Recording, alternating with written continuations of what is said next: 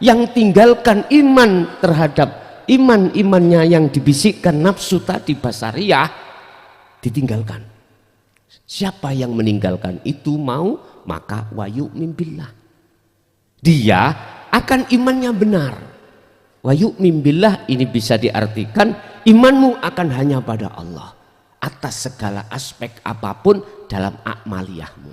Artinya gini Pak, jenengan melakukan apapun, hati jenengan secara otomatis Pak, ini akan mengatakan keakuannya Allah yang melakukan. Ini otomatis.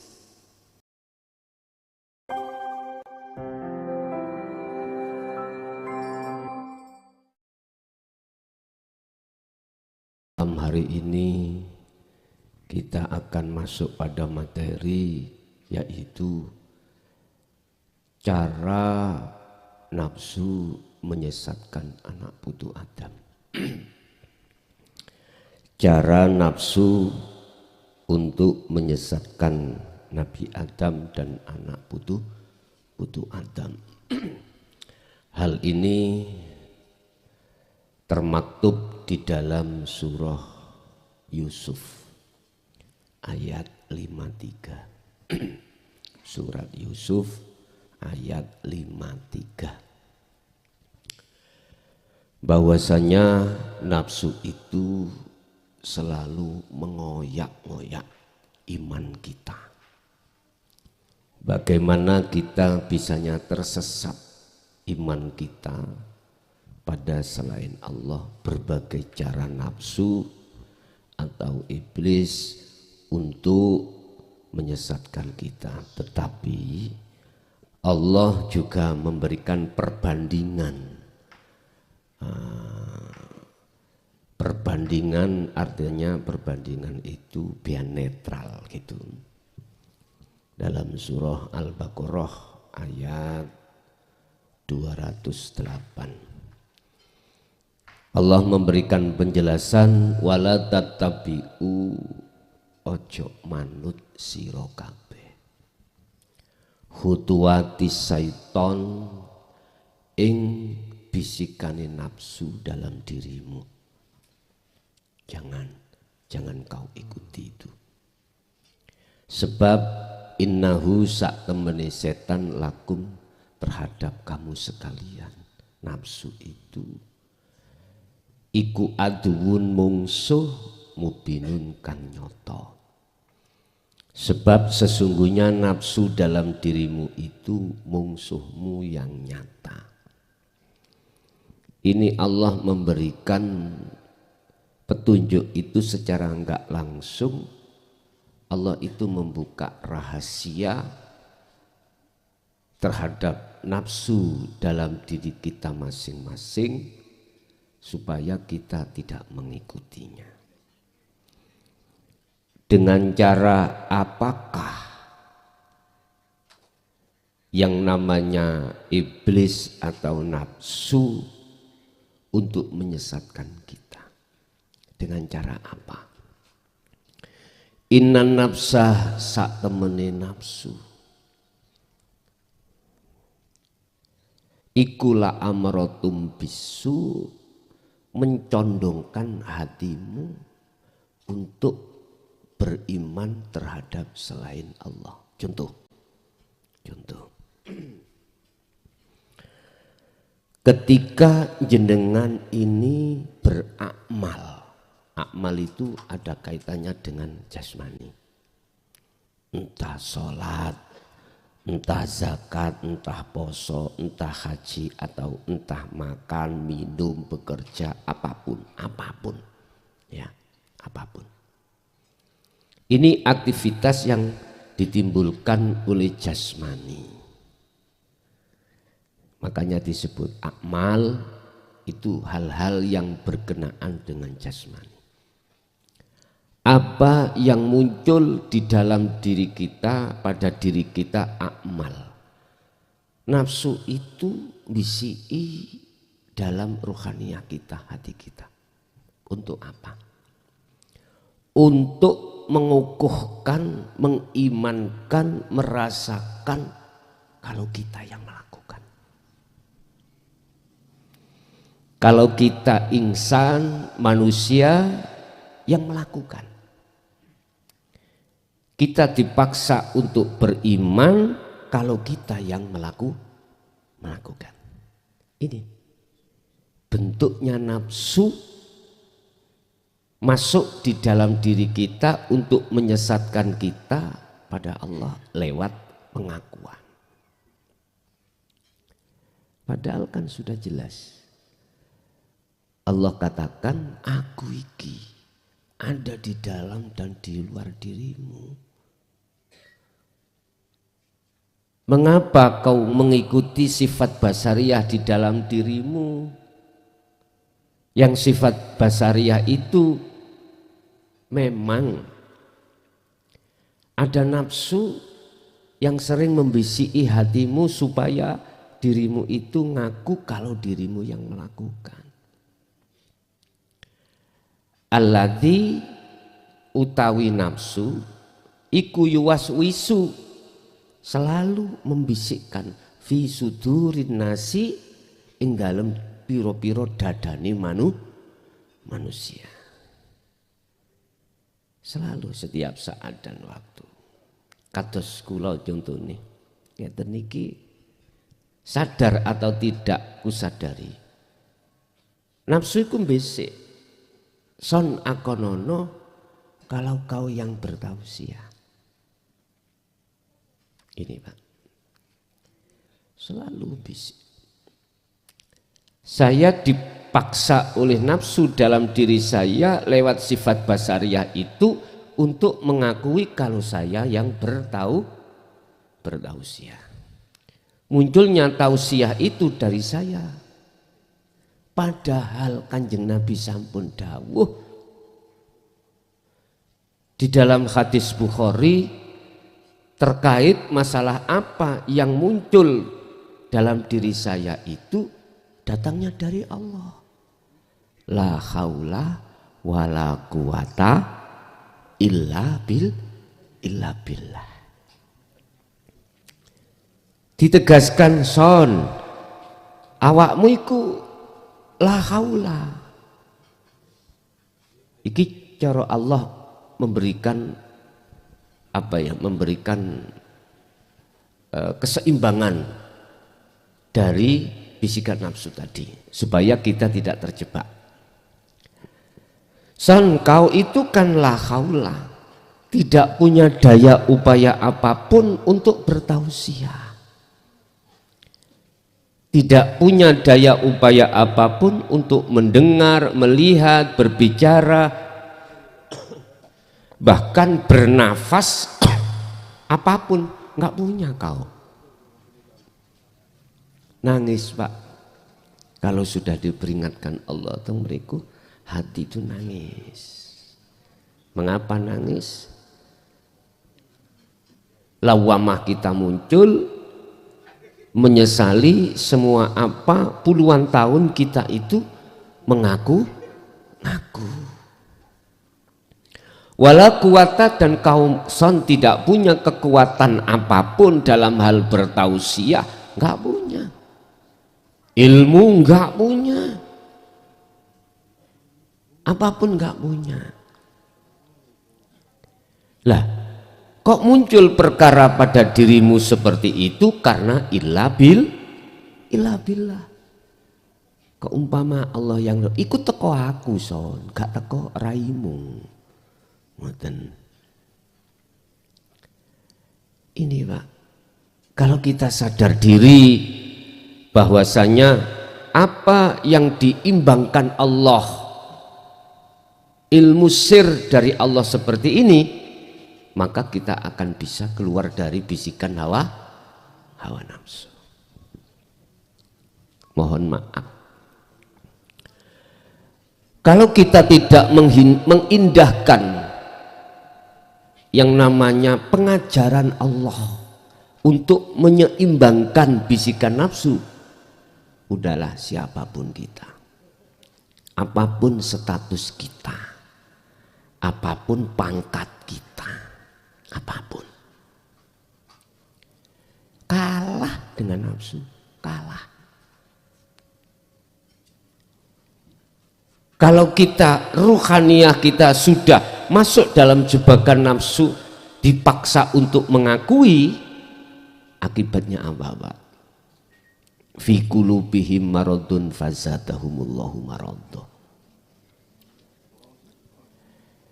Akan keluarlah bermunculan ya buah dari penyakit, buah dari pohon yang disebut pohon pengakuan tadi.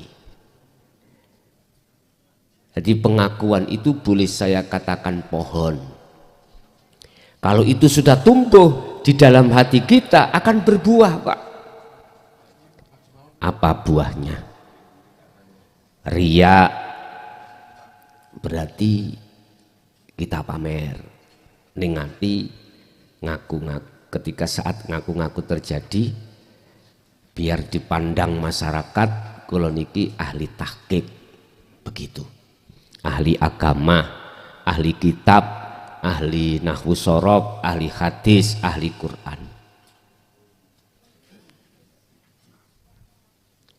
Hasud buahnya muncul, drengki, oh kalau enggak ilmu dari saya kurang bagus, ngoten.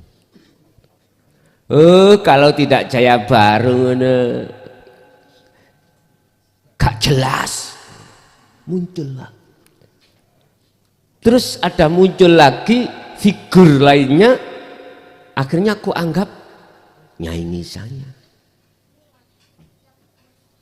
Nggak ingin muridnya itu cara makrifatnya lebih tinggi dari saya, nggak ingin.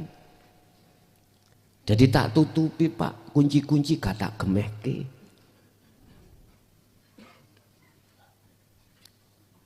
Ini jadi sampai ini dalam kebingungan ini terus. Lawang kunci gak digemehke. Mutar. Aku gak menginginkan jenengan melebihi saya. Ini kalau sudah kita keserang pohon itu tadi, sudah tertanam dalam hatiku, nggak boleh. Padahal faktanya tidak begitu. Harus jenengan itu melebihi kemakrifatannya dari aku. Ilmu juga begitu, harus lebih ngalim. Makanya jenengan diperbolehkan, saya perbolehkan untuk mencari muqabalah. Muqabalah itu referensi. Berguru nangka nang si asib boleh, dan menurut saya wajib untuk meluaskan tingkat kemakrifatan walaupun sekedar ilmu biar tambah luas. Ada, Pak, bendera itu, instansi bendera itu tidak memperbolehkan jenengan itu berguru selain dirinya. Ada yang seperti itu. Alasannya matahari nggak ada dua, yo kayak biyen matahari gak ono loro. Kalau menurut saya matahari 5 malah tebah, malah lebih enak. Matahari yang satu misalnya pegel gak tangi, satunya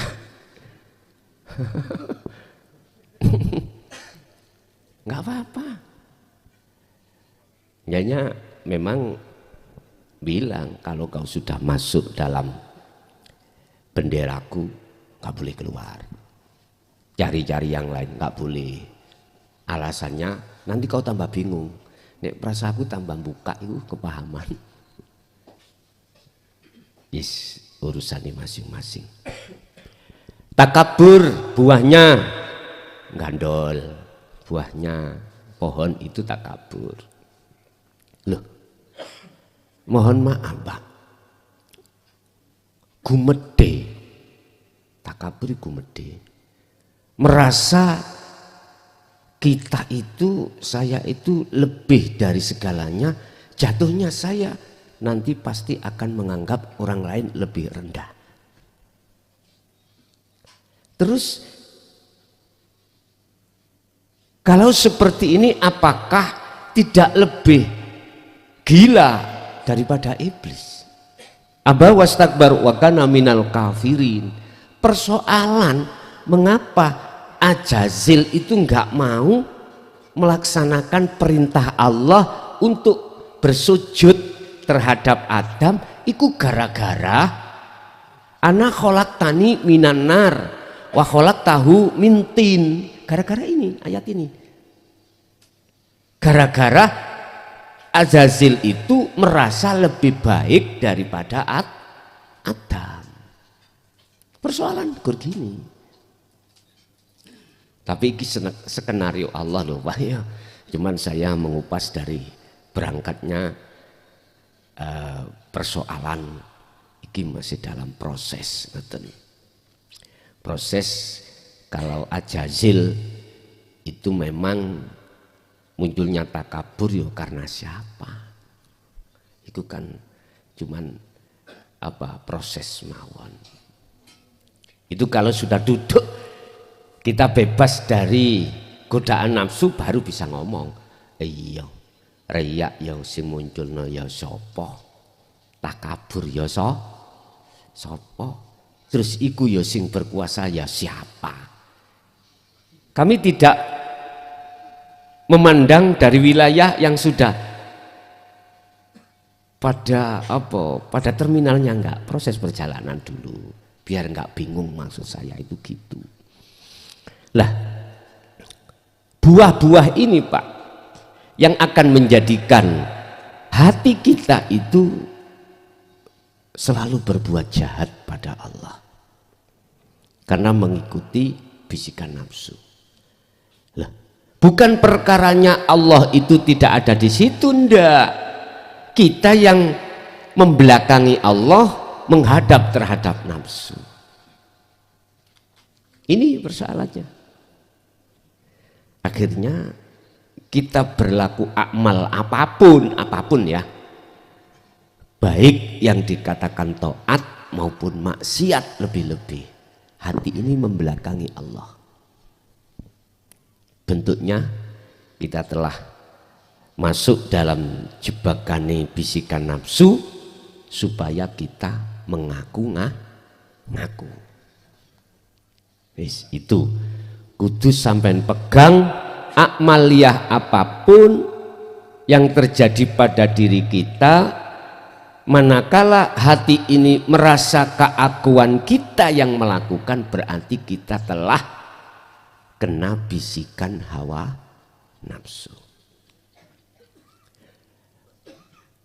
Illama rohima rabbi, di situ ada Allah. Iki kalau mau jenengan menghadap Allahnya, karena Allahnya kan tidak jauh tuh Pak. Juga ada di dalam diri jenengan. Illama rohima rabbi, apa? Kecuali di situ ini ada nafsu yang dirahmati. Bahasanya ada nafsu yang dirahmati. Siapa nafsu yang dirahmati?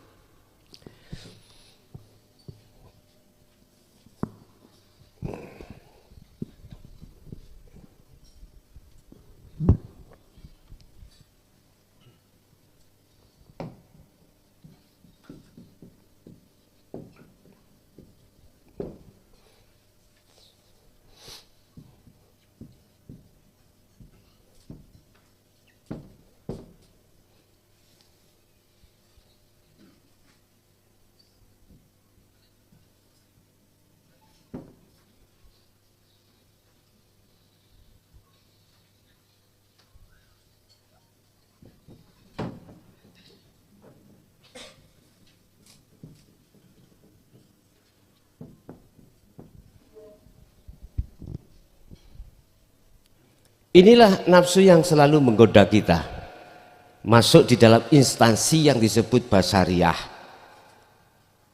yang selalu memaksa la amaratum bisu, berbuat jahat pada Allah.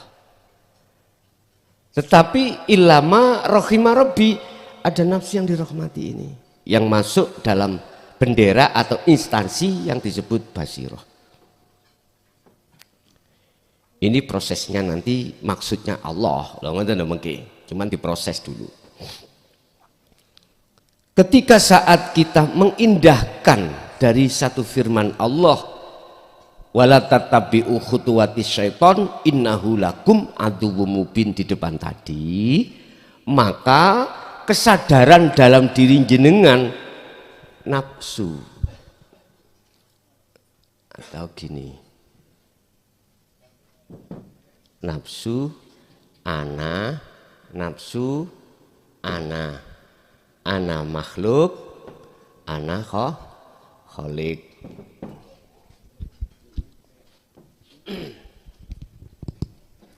Ketika dalam diri jenengan itu dikatakan illama rohima robbi, muncul nafsu yang dirahmati pundi, lawamah dan mutmainnah.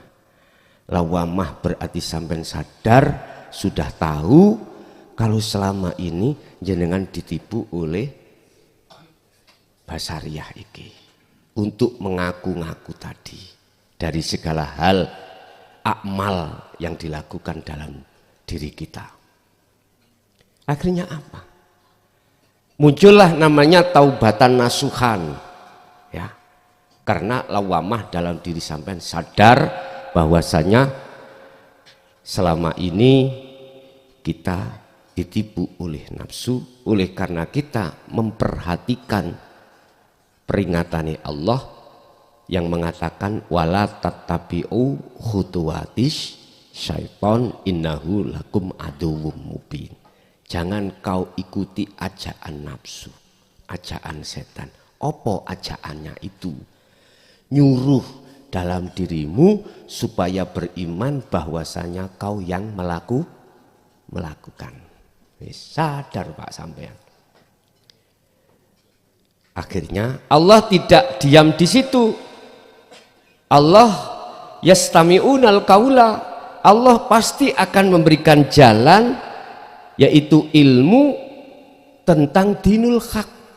Didepno jenengan, terimalah sampean. Terus bagaimana tindakan? Terus bagaimana tindakan taubatan nasuhan jenengan? Akhirnya kita dibimbing dalam satu ayat, wadhkur isma rabbika bukrata wa asila. Wa qala aidan, Allah katakan ya ayyuhalladzina amanu uzkurullaha qiyaman wa qu'udan wa ala junubihim. Apapun aktivitasmu gawin dzikir. Ngene iki. Artine gawin dzikir, jadilah sebagai dzikir kesadaran hatimu kalau sesungguhnya yang melakukan adalah Allah. La haula wala quwata illa billah.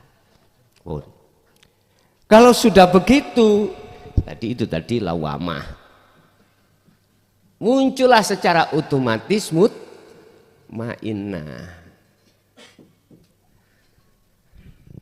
Jiwa yang tentram, jiwa yang damai, nafsu yang damai. Jiwa. Karena apa? Karena dia melakukan perjalanan menuju dan bertemu Allah.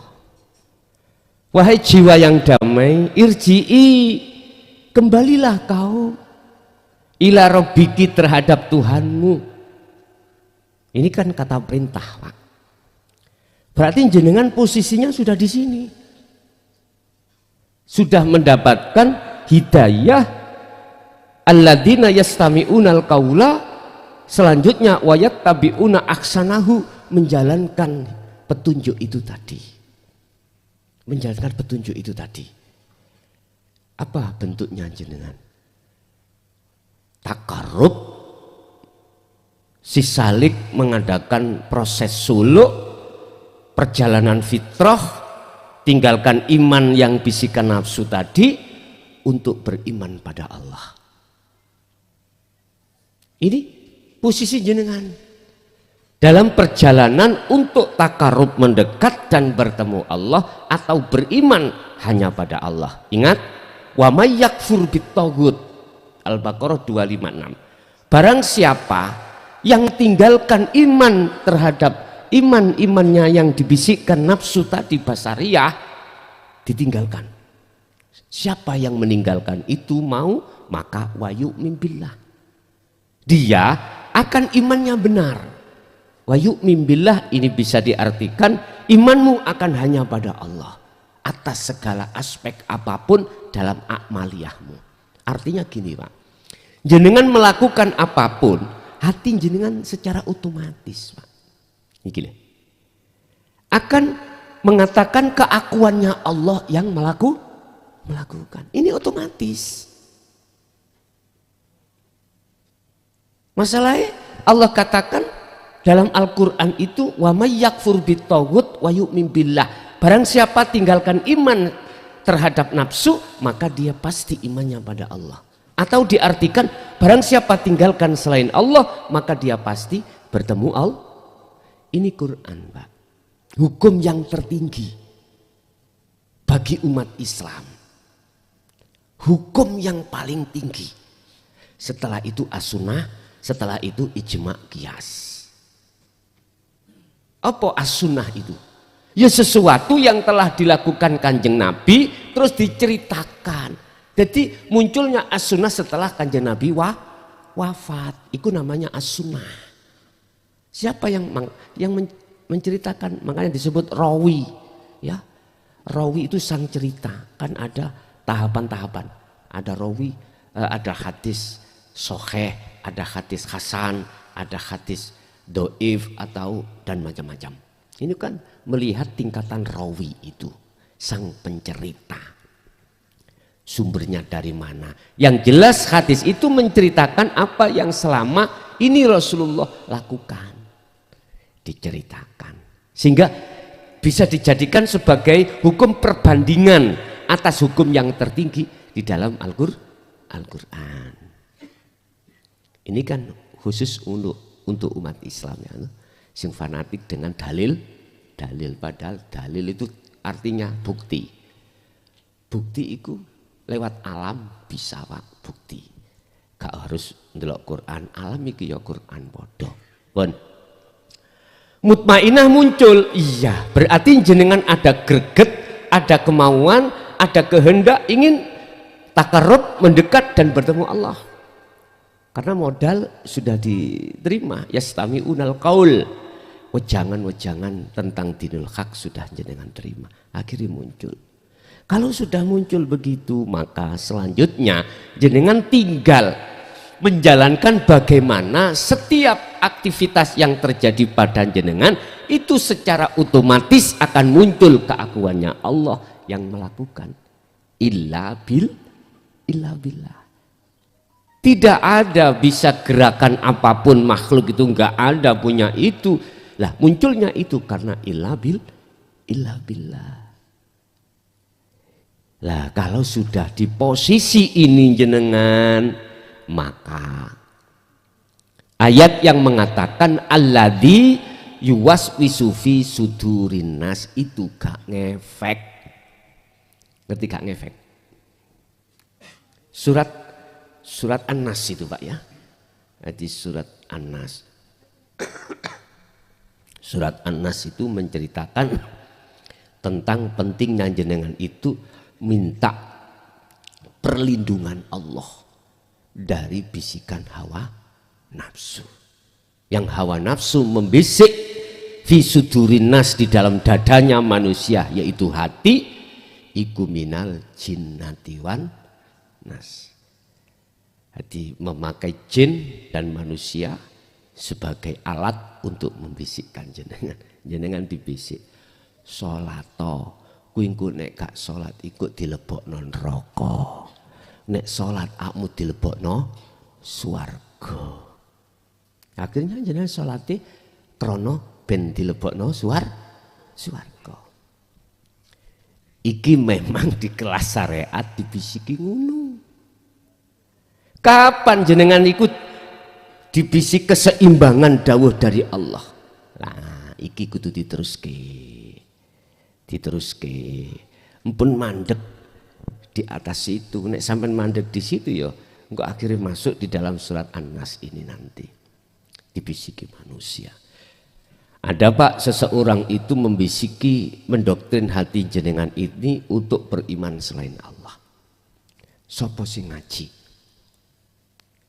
Sopo sing ngaji wajah? Berhubung wonge gak seneng dengan isi materi ini, mesti ngomong ini. Mbok ni dobol muklason. Ngaten. Mukhlason. Dikuwatno. Aku lho teko dhewe, ketok ra ini. Mukhlason. Ya. Iya. Loh, jenengan ketarik sudah. Makhluk toh Pak ya. Tapi tidak disadari di belakang, di depan, di dalam, di luar saya siapa? Tadi saya katakan, segala hal apapun yang timbul dari diri kita itu sebetulnya ilabil. Terus pertanyaan itu dimasukkan di dalam perkara iblis atau nafsu. Segala yang muncul pada iblis, oke, ayo. Nafsu yang tadinya adalah menyesatkan anak putu Adam, dari mana itu? Katanya namanya makhluk, la haula wala quwata. Apakah itu dari dirinya iblis sendiri ataukah dari Allah? Nah, tinggal jawabnya Pak. Kalau jenengan sudah di wilayah ya, minimal muraqabah, mesti jawabnya dari Allah. Apalagi di musyahadah, udah nggak ada tampilan iblis atau nafsu, sebab yang ada cuman Allah. Berarti iblis gak salah nggih, iblis nggih masuk surga nggih. Iblis tawaat disuruh nggodha ya nggodha. Lah ngoten nggih. Ingat Pak, ingat sekali lagi, ingat, hanya manusia yang berani menerima bersumpah atas amanah. Lainnya enggak berani. Hanya manusialah yang ngacung. Cara sekolah itu ngacung. Siapa yang berani gini? Ngacung. Iblis, malaikat itu diem. Istilah bahasa logika, kita di instansi tertentu ada orang jadi menduduki kursi jabatan sebab karena minta ya kepada pimpinan, ada sebab tidak karena minta terhadap pimpinan. Ada Pak anggota itu menengai kok tingkatno, kok unggahno pangkatku monggo, gak ya monggo, meneng, gak pernah minta. Kau jadikan aku kursi jabatan struktural monggo, gak ya gak apa. Iku selain manusia yaitu iblis dan malaikat. Enggak ada makhluk yang berani ngacung jenengan kali kula. Buktinya mana? Alastu birabbikum qalu bala syahidna. Itu apa amanai illa liya'budun, hanya bercinta pada Allah, hanya taat pada Allah, hanya menyembah, memuji pada Allah, hanya beriman pada Allah di dalam segala aspek apapun. Akhirnya apa yang terjadi kita itu setelah akil balik? Mengkhianati perjanjian itu. Itulah kita, manusia. Tapi Allah tasik memuliakan jenengan kali kula. Tasik memuliakan. Ar-Rahim, bentuk mulyane Allah terhadap kita. Ar-Rahman dulu, kita itu selalu diberikan Allah apa yang menjadi kebutuhan jasmani. Wis. Baik kita itu umat Islam atau selain umat Islam, Ar-Rahman selalu dikasihkan. Wis. Ar-Rahim juga begitu. Dikasihkan. Cuman di dalam Ar-Rahim ketika dikasihkan ada dua kelompok. Wa minhum man hadallah wa minhum man haqqat minad dhalalah. Ada golongan yang mau menerima Ar-Rahim, ada golongan yang menolak. Ini manusia. Ketika berpuluh-puluh tahun kita itu mengikuti bisikan nafsu, itu secara otomatis kita disebut mengkhianati MUU kita pada Allah. Kita jatuhnya beriman pada selain Allah yang memberikan manfaat dan juga mendatangkan mudarat. Contoh, di tengah kalangan masyarakat kita.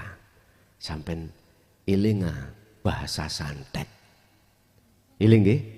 Oke. Mesti sampai menuduh santet itu sing ngirim manusia.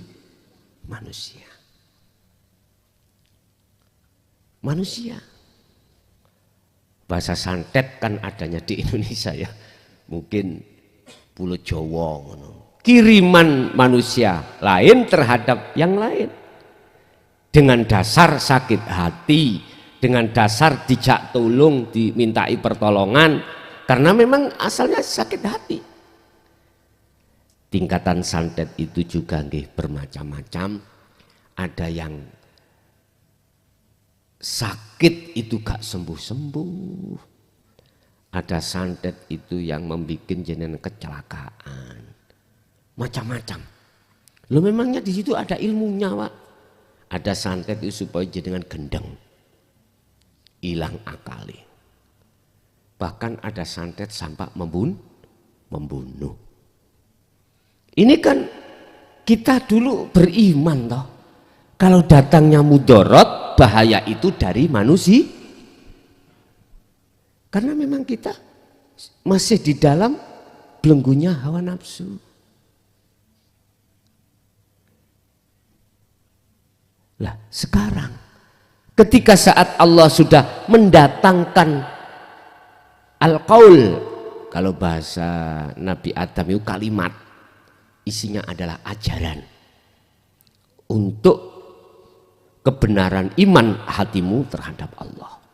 Qul ja'al haqqu wa zahaqal batil innal batila kana zahuqa.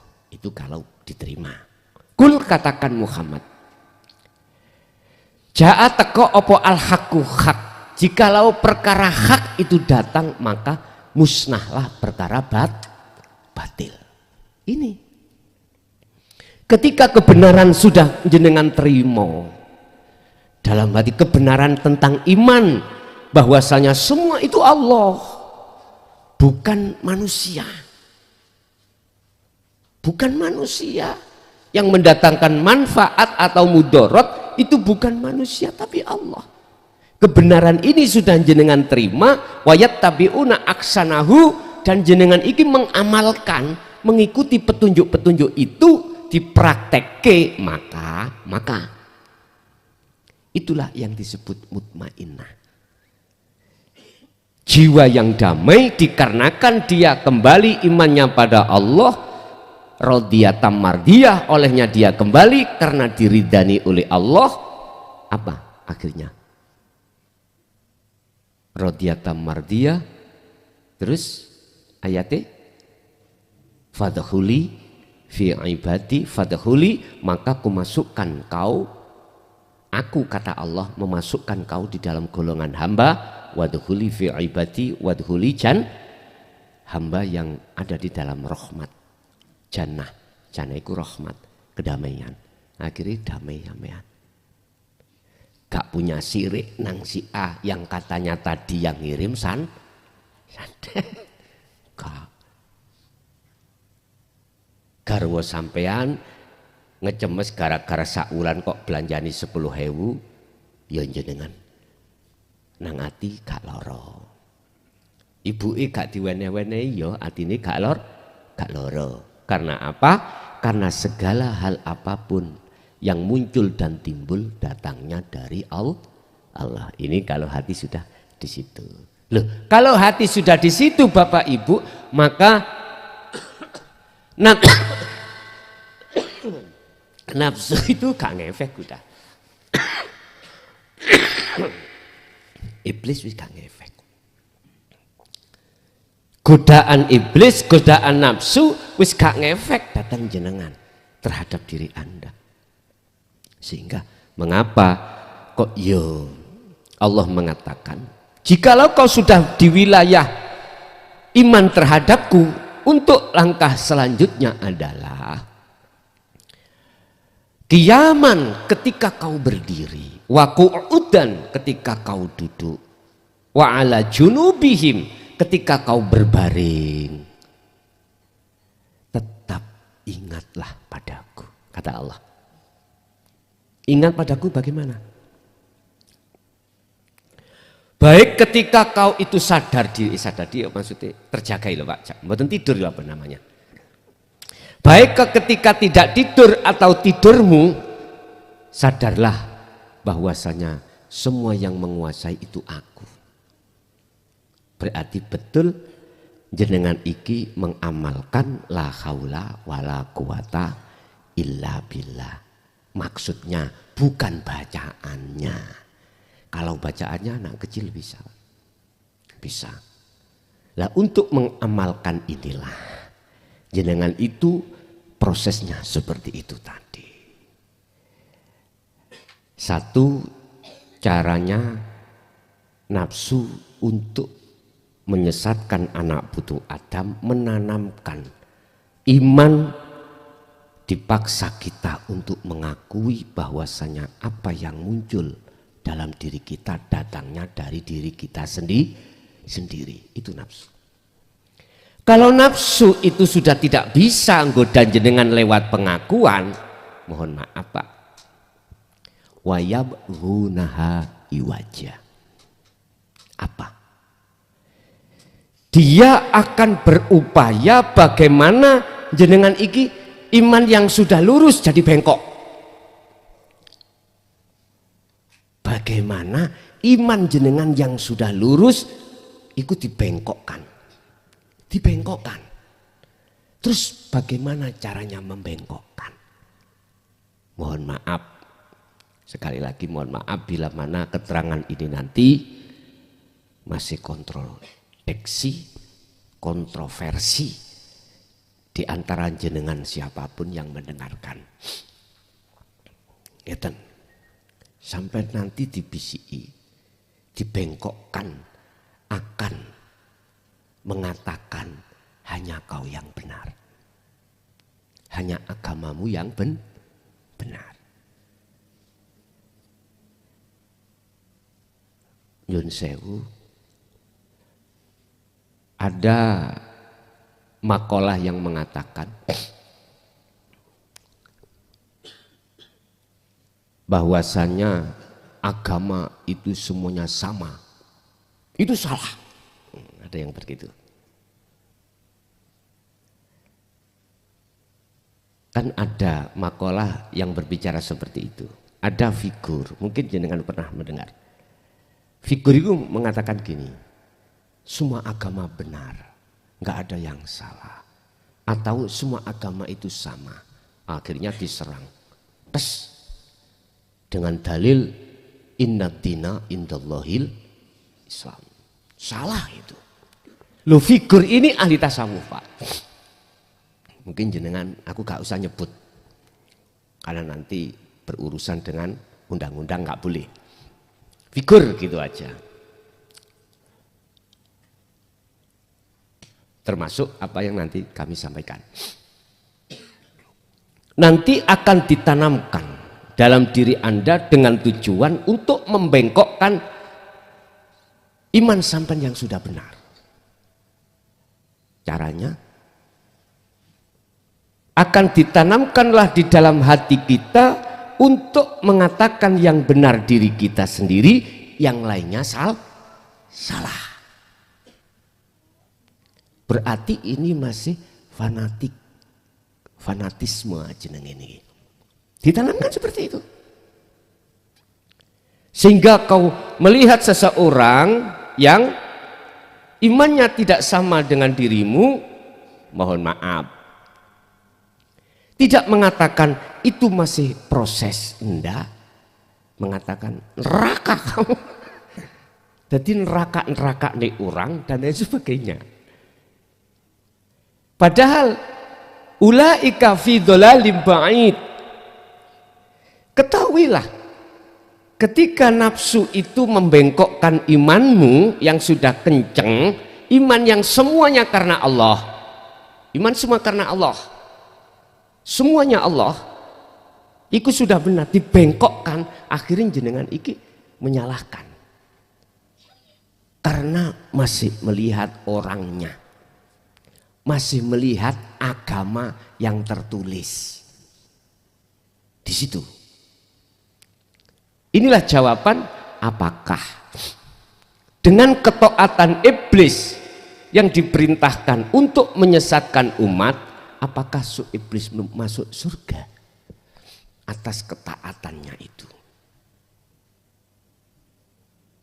Nek sampai jawab dari si syariat, nggak ada ceritanya iblis itu masuk surga. Bahkan dia masuk di dalam neraka jahanam bersamamu yang mengikutinya. Lho, iblis ngoten ridho kok, Pak.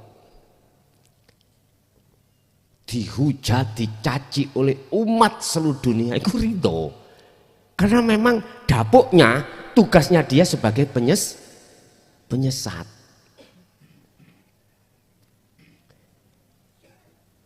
Kalau kita bicara malaikat, baik secara syariat, hakikat otomatis toh Pak ya, otomatis. Kita bicara iblis atau nafsu ini loh. Apakah iblis masuk surga atas ketaatannya yang diperintahkan oleh Allah, diizini Allah untuk menggoda Adam atau menyesatkan kita? Sebab iblis sendiri la haula wala quwata, tidak punya daya upaya untuk menggoda Adam, untuk menyesatkan kita, enggak punya. Tinggal iblis jawab saya, masuk surga atau tidak, tinggal iblis. Iblis kalau itu ngomong semua itu karena Allah, gak karena aku. Dengan teori ini aku yakin Gusti Allah masuk no surga. Mohon maaf ya sih ya. Pertanyaannya gini, apakah iblis besok masuk surga? Lah nek Gusti Allah nglebokno surga, sampeyan iso apa? Protes modelnya apa sampeyan? Nang Allah. Hah? Mboten saged toh? Mboten saged. Iku urusannya Allah. Berhubung ada pertanyaan, apakah iblis itu masuk surga Gus? Sesuk tak jawab. Nek Gusti Allah nglebokno surga, pira wene? Iku kan hak Allah. Memang secara teori ilmu nggak ada ceritanya iblis masuk surga. Bahkan dia itu khalidina fiha abada, selamanya di neraka jahanam beserta orang-orang yang mengikutinya. Kan sudah jelas. Walladzina kafaru awliya'uhumut taghut yakhrujunahum minadz-dzulumat minan nuri ila dzulumat. Dia pasti akan masuk neraka dalam kegelapan. Iki secara teori. Hakim yang paling tertinggi adalah Allah. Lah ngoten nggih? Lah Allah nanti yang memutuskan. Makanya jawab saya juga gitu lah. Wong tanyaan sampean pertanyaan dagel. Ning Quran gak ono ceritane iblis mlebu surga kok takon mlebu surga. Ya tak jawab dagel. Nek Gusti Allah kersa nglebokno memasukkan, siapa yang bisa protes? Gak bisa. Malaikat gak boleh. Gak boleh. Lah, inilah iblis dan malaikat laksana anggota itu diem terus diperintah Allah. Iblis duduk sini ya di kursi itu. Sendika dawuh. Malaikat sendika dawuh. Manusia ngacung. Kula njaluk jenengan kali kula. Pun wa yabghunaha iwaja. Jenengan imannya sudah kenceng, disitulah iblis akan berupaya untuk membengkokkan jenengan dengan cara menganggap selain dirimu itu salah.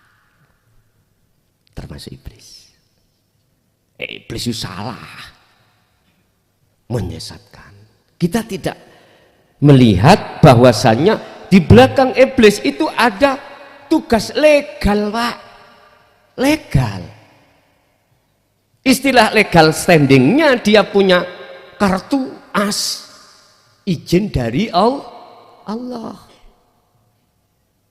Apa? Menyesatkan.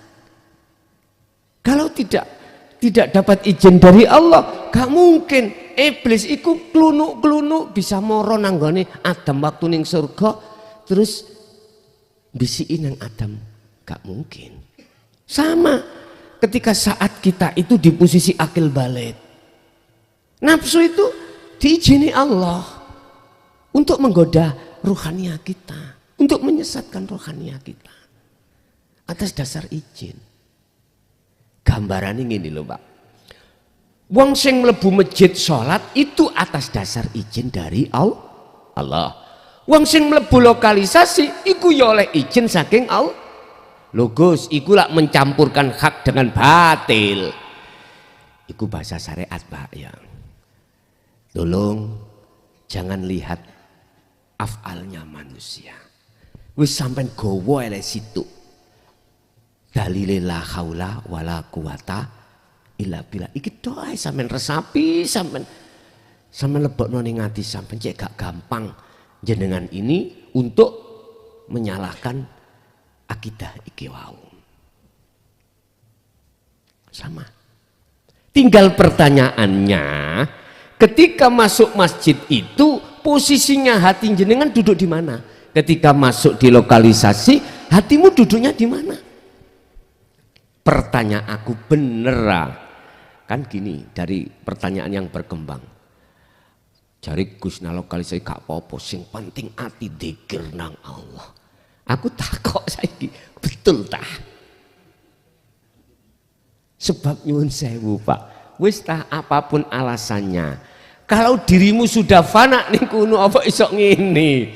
Gak iso mesti ngene, tahu ngene nggih. Paham nggih jenengan nggih? Mboten saged, Pak. Mboten saged. Wis gak usah ado-ado. Kumpul ambek bojomu. Fanakno syahwatmu. Wis ta, mesti ngene. Curiga bojomu kok akhir. Mari kok nggone ndi Mas? Ya Allah ya Karim. Pun merantak tutuk kunci rek. Sebuah percontohan aja. Wis jadi gini Pak. Bisanya jenengan iki bebas dari bengkokane nafsu. Gini Pak. Jangan melihat bendera. Jangan melihat agama. Islam, ghairul Islam, jangan melihat itu. Sibukkan hatimu untuk melihat siapa yang sebagai subjek isim fa'il yang terjadi di situ. Kembalilah pada la haula wala quwata illa. Kita akan bisa masuk di wilayah itu musyahadah manakala estu hati kita itu betul-betul mengindahkan apa yang menjadi pitutur Allah lewat Quran ini. Wala tattabi'u khutuwatis syaiton innahu lakum aduwwum mubin.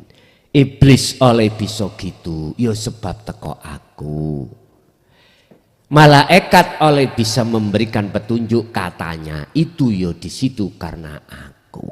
Akhirnya dijatuhkan terhadap Muhammad. Muhammad, innaka sesungguhnya kau, innaka sak temene Muhammad ikulah tahdi ora bisa menehi petunjuk hidayah sapa Muhammad man ing wong ahbabta kang disenangi oleh sira Muhammad. Artinya katakan Muhammad sesungguhnya dirimu itu tidak bisa memberikan petunjuk sekalipun orang yang paling kau cintai. Siapa yang dicintai, yang paling dicintai Rasulullah? Orang paling dekat. Istri, anak, siapa? Paman, sahabat-sahabat yang paling dicintai. Apalagi orang yang jauh seperti kita. Ini ayat maksudnya Rasulullah itu tidak bisa memberikan petunjuk apapun. Umpama dikembalikan pada diri saya.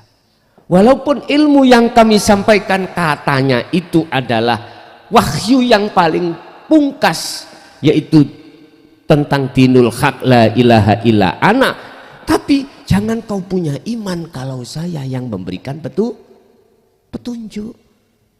Kan sudah jelas. Sesungguhnya kaum Muhammad itu tidak bisa memberikan petunjuk walaupun terhadap orang yang paling kau cintai.